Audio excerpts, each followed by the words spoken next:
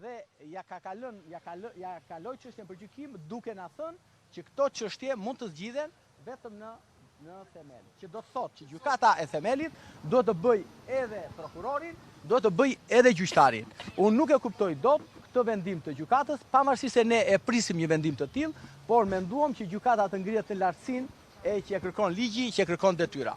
Kështu që nuk ka asgjë të re, sot ka përfunduar çështja ligjore për zotin Meta, në themel fillon çështja politike. Ne deri sot nuk kemi shprehur politikisht, padyshim, por sot ka përfunduar çështja ligjore, ku konstatuan që nuk ka prova, nuk ka fakt penal dhe gjykata e kalon çështjen për gjykim. Ligji procedural penal e ka qartësisht të përcaktuar që prokuroria, pasi ka administruar të gjitha provat me dëshmitar dhe të gjitha mënyrat e provave, kërkon gjykatës kalimin e çështjes së gjykim. Kur gjykata e konstaton që provat janë të plota, janë administruar dëshmitë dhe çdo provë tjetër e kalon për gjykim. Në rasti konkret, çuditërisht gjykata ka konstatuar që ka mangësinë e tim dhe ka kaluar çështjen për gjykim. Unë ja kundërshtova gjykatën, i thash që çështja seancat paraprake duhet të zhduket. Gjyqtarët e seancës paraprake janë gjyqtar kot. Është kot, kjo është një procedurë koti, ku shumë bukur mund ta kalon çështjen direkt në themel dhe mbyllet aty gjithë kjo histori 7 mujore, se ne kemi 7 muaj që po merremi me gjykatën dhe kjo ka bërë një teatr dhe është tallur me avokatët dhe me kërkesat e avokatëve. Dhe kjo është ajo për cilën unë kam mbetur pak jo i dëshpëruar, po kam rezervat e mia për sa i përket gjykatës. Avokat, nëse mund të na e thoni shkurtimisht, cilat janë mangësitë në hetimin ndaj dosjes Meta? Atëherë, mangësitë e hetimeve, unë po i përmend 3-4 dhe tjetër përmend Monika, ka qenë dëshmit që duhet merreshin në Shtetet e Bashkuara të Amerikës, që gjykata i konstatoi, dëshmit që duhet të merreshin në Shqipëri, në parlamentin me parlamentarët shqiptar, të cilët gjykata i konstatoi që nga kryeministri zoti Rama dhe të gjithë ata që prononcuan, ideuan ligjin për minerat dhe shumë dëshmi të tjera. Dhe gjykata i konstatoi, po përsëri tha që duhet të merren këto në themel. Dhe prandaj them që ajo gjykat nuk u ngrit dot në lartësi që kërkonte. Për sa i përket provave të tjera, padyshim që janë provat e tjera që zonja Kryemadhi ka bërë edhe aktet e vlerësimit financiar, të cilat dhe ajo ka një mangësi thelbësore, sepse aty ka probleme për sa i përket të ardhurave të zotit Meta, zonjës Kryemadhi e kështu me radhë, sepse ju duhet të kuptoni diçka. Zoti Kryemadhi dhe zoti Meta nuk ishin familjar. Zonja Kryemadhi dhe zoti Meta kanë qenë 2 deputet, kanë patur role të ndryshme në të gjithë jetën politike të Shqipërisë dhe ti trajtosh sikur zonja Kryemadhi është familjare, është shtëpiake dhe nuk ka kryer asnjë funksion dhe asnjë punë në jetën e saj, vetëm kjo gjykat mund ta bënte. Kështu që u mendoj se po.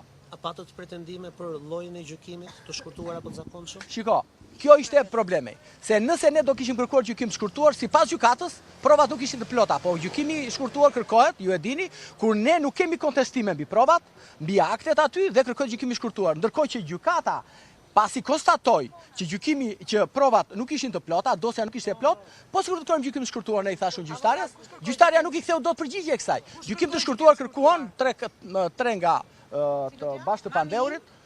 Maçoku dhe Piro Xhixha. Po, këta kanë kërkuar dhe nuk u pranua. Tani, avokati është ja ju sqaroj. E të fakt më përpara.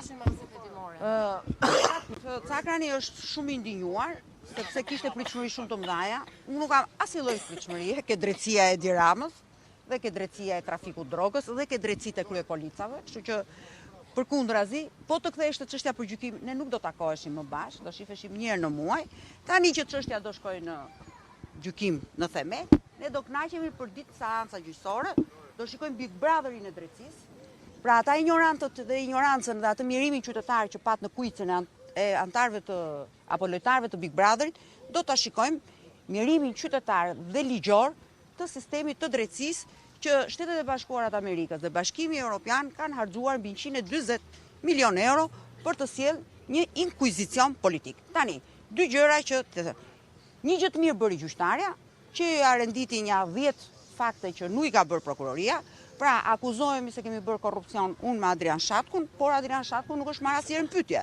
Përmendet në dosje mbi 340 Adrian Shatku, nuk është çuar qoftë edhe një letër porosi thjesht për të pyetur a ekziston ky njeri apo s'ekziston ky njeri. Për sa i përket analizës financiare.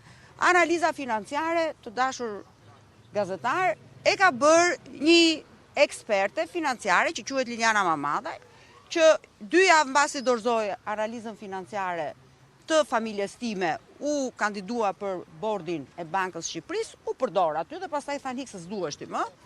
Disa të tjerë për të arrestuar Ilir Metën dhe për të çuar këtë çështje. Do merrni për Blinkenin dhe më pas, me qenë se Blinkeni u shpall non grata në Amerikë, pastaj arrestuan dhe Erion Velin për të thënë që bëm një pro-Soros dhe një anti-Soros, kështu që kjo është një drejtësi që është qesharake. Por ka një gjë shumë të mirë ky vendim, sepse për në Strasburg, për hir të vërtetës, Zotit Meta i jep një shans shumë të madh, jo vetëm për të zbardhur çështjen në lidhje me veten e tij, por i jep një rast shumë të madh edhe për të treguar të gjitha ato miliona dollar që taksapaguesit amerikan dhe europian kanë paguar për një sistem drejtësie me të cilët kryepolicët e prokurorisë, po themi, që thonë afërmendsh që gjykata do marrë vendimet tona, tani siç është ajo të gjithë jemi të barabartë përpara drejtësisë, duke kjo GKK-ja ta vëjmë me gërma të arta, afërmendsh gjykata merr vendimin që thot prokuroria. Megjithatë, unë nuk kam asnjë lloj surprizë në këtë gjë.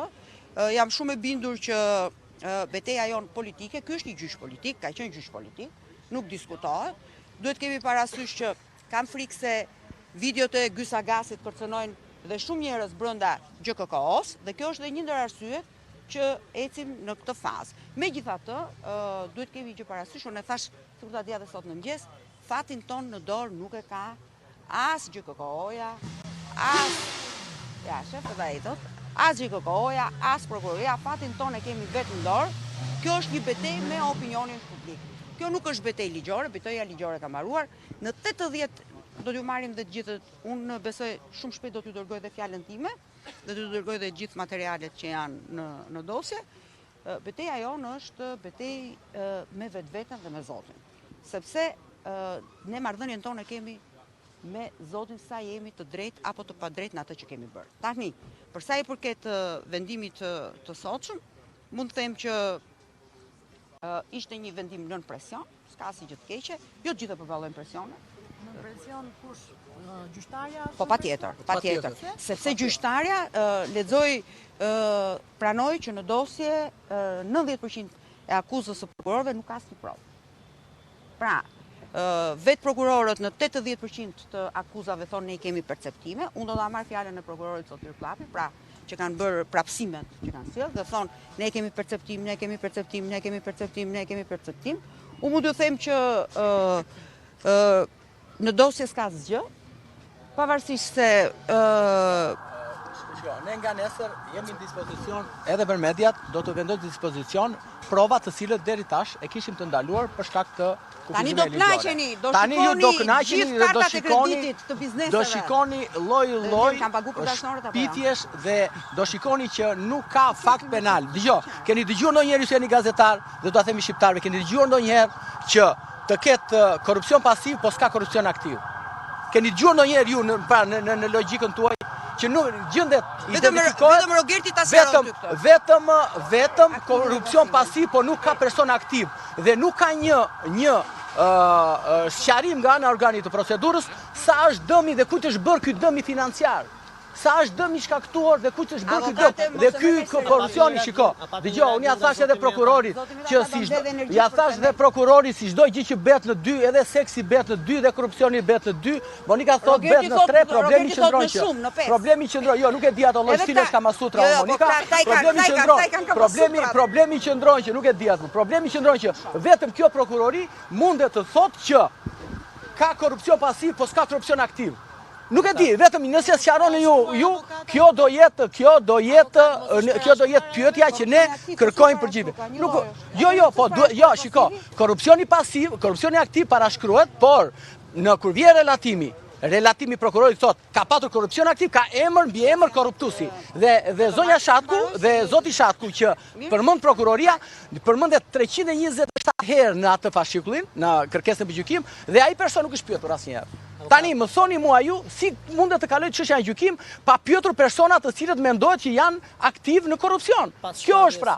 pas shpalljes vendimit, a pati një reagim nga zoti Meta apo Zoti Meta ishte shumë i qetë. Jo, zoti Meta është shumë i qetë. Ma tha që unë do t'ja komunikoj ju, është shumë e zi po e priste që t'kalonte çështja në gjykim, sepse ai ka muaj. Kur me kthym mbrapsht, ai kërkon të çojë në gjykim që të zbardhet një herë mirë, se ai me zi po pret që të hyjë ju në sallë. Sepse ai do të përballet në sallë, do dhe gazetarët, dhe do jetë një gjyq shumë i hapur, dhe zoti Meta siç ka qenë transparent dhe unë kam qenë transparent në çdo dalje dhe në çdo seancë gjyqësore, do jeni transparent edhe në sallë të gjyqit. Gjithsesi, ne do bëjmë konferencë shtypi dhe do nxjerrim të gjitha provat për të cilat Spaku apo gjykata tashmë që kaloi çështjen gjykim, pretendon se ka fakt penal, pra ka korrupsion. Nuk ka fakt penal, patjetër. Lutem, përmendet, po marr shkas nga fjala juaj, përmendet videot e Ergys Agasit. Çfarë lidhje kanë ato në djenim tuaj me gjykatën e posaçme?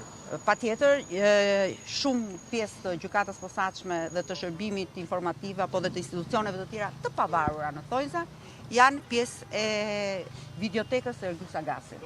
Dhe ky është litari në fyt që ka sistemi ynë i drejtësisë. Kështu që mos u çudisni, çudia më e madhe në Shqipëri 3 ditë zgjat, por çudia e imja dhe Ilir Metës nuk ka për t'ju zgjat 3 ditë, do t'ju zgjasë gjithë jetën. Ju faleminderit. Edhe filmin ku do e shihni? Kemi pa. Të shohësh prapë. Me fat ishte kjo deklarata e avokatit